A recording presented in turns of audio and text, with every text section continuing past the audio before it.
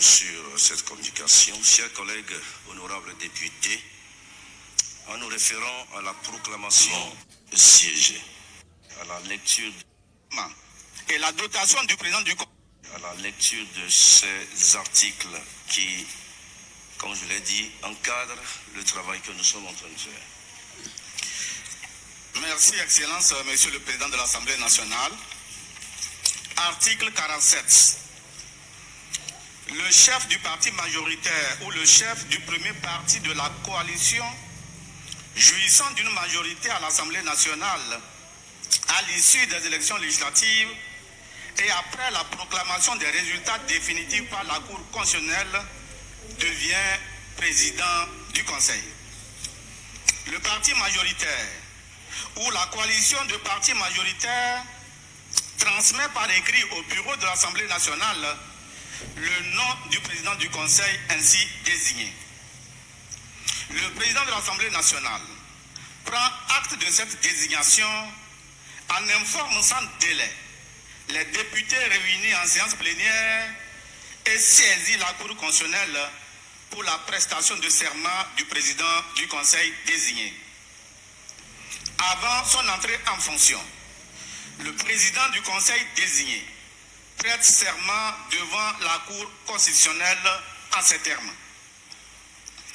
Devant Dieu et devant le peuple togolais, seul détenteur de la souveraineté nationale, nous, président du Conseil désigné, conformément aux lois de la République, jurons solennellement de respecter et de défendre la Constitution de la République togolaise que la République togolaise est librement donnée, de remplir loyalement et fidèlement notre mission de serviteur du peuple, de nous engager à consacrer toutes nos forces à la défense de la patrie, de son intégrité territoriale et à la préservation de nos valeurs fondamentales de solidarité, de respect des droits humains, de paix et de l'unité nationale. De nous laisser guider que par l'intérêt général et le respect des droits de la personne humaine, de consacrer toutes nos forces à la promotion du développement, du bien commun, de la paix et de l'unité nationale. Article 48. Pour être désigné à la présidence du Conseil, il faut être exclusivement de nationalité togolaise de naissance, être âgé de 40 ans révolus à la date de désignation, jouir de tous ses droits civils et politiques, présenter un état général de bien-être physique et mental, dûment constaté par 3 médecins assermentés désignés par la Cour constitutionnelle. Résider sur le territoire national depuis 12 mois au moins. Si le président du Conseil est membre de l'une des chambres du Parlement, il en démissionne dès sa désignation. Le traitement et la dotation du président du Conseil sont déterminés par une loi organique. Article 97.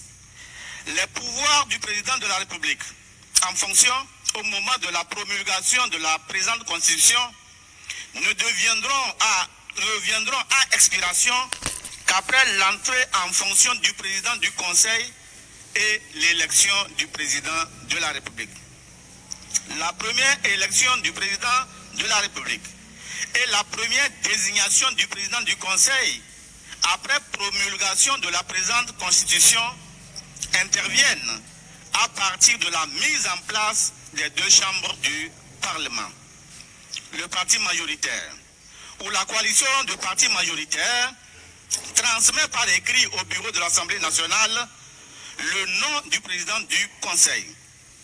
Le bureau de l'Assemblée nationale prend acte de cette désignation et en informe sans délai les députés réunis en séance plénière.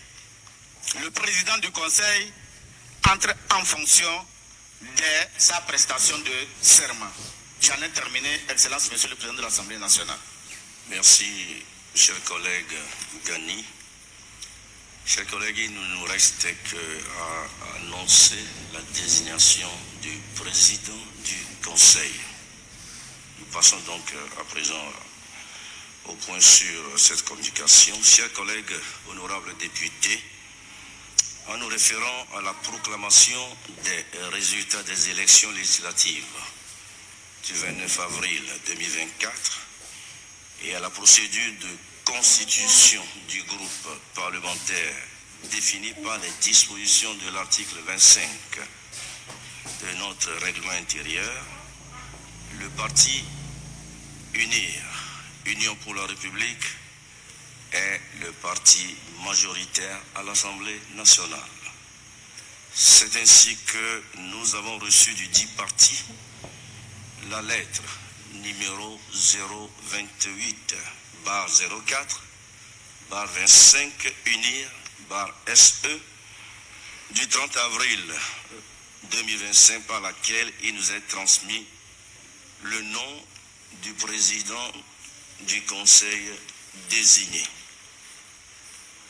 En notre qualité de président de l'Assemblée nationale, nous avons pris acte référencé numéro 001/AN/PAN/SG du 30 avril 2025 de cette désignation, conformément à nos textes.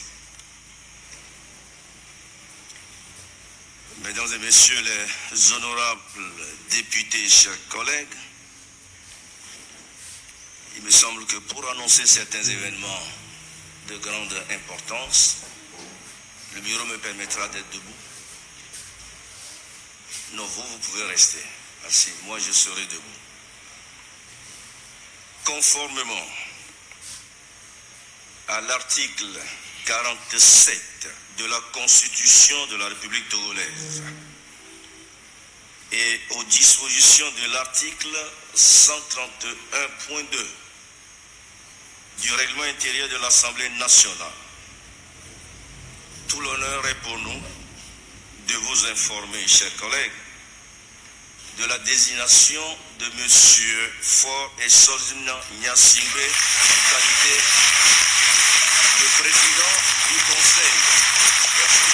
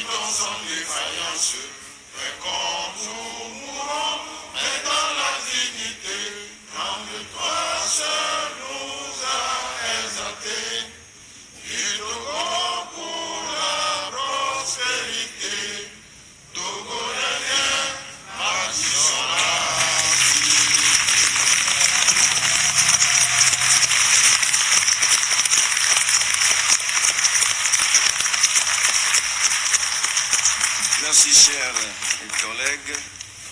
Cette désignation qui s'inscrit dans le cadre de nos institutions républicaines marque une étape importante dans la vie politique de notre chère nation. Je vous informe également, chers collègues, que conformément aux prescriptions constitutionnelles, nous avons déjà saisi la Cour constitutionnelle pour l'organisation de la cérémonie solennelle de prestation de serment du président du Conseil désigné. Puisque nous sommes là pour ce point unique, chers collègues députés, au terme donc de cette journée mémorable, nous avons assisté à un moment crucial pour notre nation. La désignation du président du Conseil représente non seulement un jalon important dans la mise en œuvre de notre Constitution, mais également une avancée significative dans notre histoire politique collective. Mieux encore, le début d'une nouvelle ère pour notre pays. En effet, le choix de son Excellence M. Faure Esozimana Gnassingbé en qualité de président du Conseil est une promesse d'avenir, une promesse de renouveau. En ce moment solennel, c'est avec une profonde humilité que nous nous tournons vers le Très-Haut, l'Éternel des armées, en suppliant la miséricorde divine d'éclairer le président du Conseil, de guider au quotidien ses pas, d'illuminer cette décision, de lui conférer la force, l'intelligence, ainsi que la sagesse nécessaire pour mener à bien cette nouvelle fonction. Que le Seigneur lui accorde protection et qu'il entoure 2 collaborateurs fidèles et dévoués pour la cause de la nation. Puisse-t-il trouver la vigueur dans la force de Dieu pour servir davantage notre pays.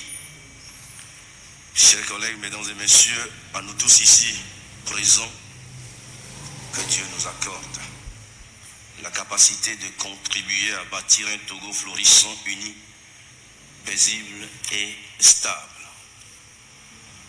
L'ordre du jour étant épuisé, que Dieu bénisse le Togo à l'orée de cette nouvelle ère. Oui, la grâce et le bonheur accompagneront le Togo tous les jours de sa vie. Et son peuple, trésor de l'Éternel, bénéficiera toujours de sa protection de génération en génération. La séance dédiée donc à l'information de la désignation du président du Conseil est levée.